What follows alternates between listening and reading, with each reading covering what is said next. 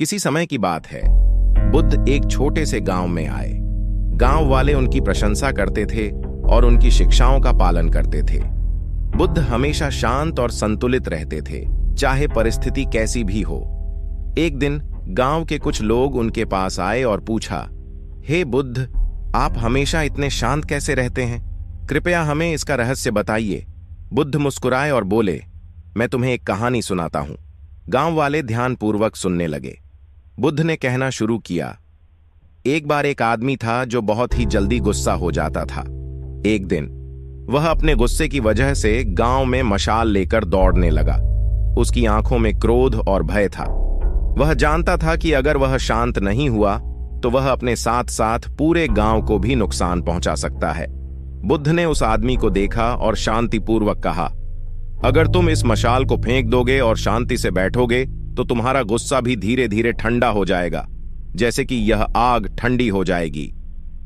आदमी ने बुद्ध की बात मानी और मशाल को बुझा दिया। उसने ध्यान में बैठना शुरू किया और धीरे धीरे उसका गुस्सा शांत हो गया।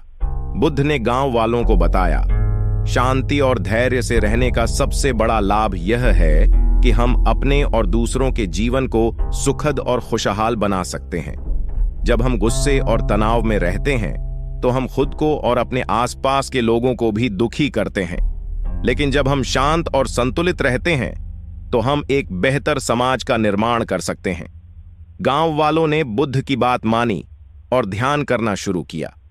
धीरे धीरे उन्होंने देखा कि उनके जीवन में शांति और संतोष आने लगा है। वे अब गुस्से में नहीं रहते थे और एक दूसरे के साथ मिलकर काम करते थे।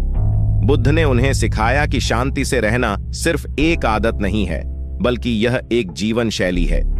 जब हम शांति से रहते हैं तो हम बेहतर निर्णय ले सकते हैं, स्वस्थ रहते हैं और हमारे संबंध भी मजबूत होते हैं। बुद्ध ने गांव को छोड़ते हुए कहा, याद रखना, शांति से रहने का मतलब सिर्फ गुस्से को दूर करना नहीं है, बल्कि अपने भीतर के सुख और संतोष को बढ़ाना भी है।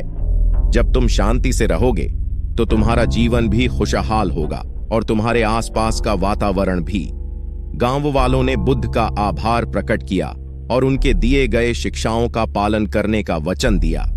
इस प्रकार बुद्ध की शिक्षाओं ने उस गांव को शांति और समृद्धि से भर दिया।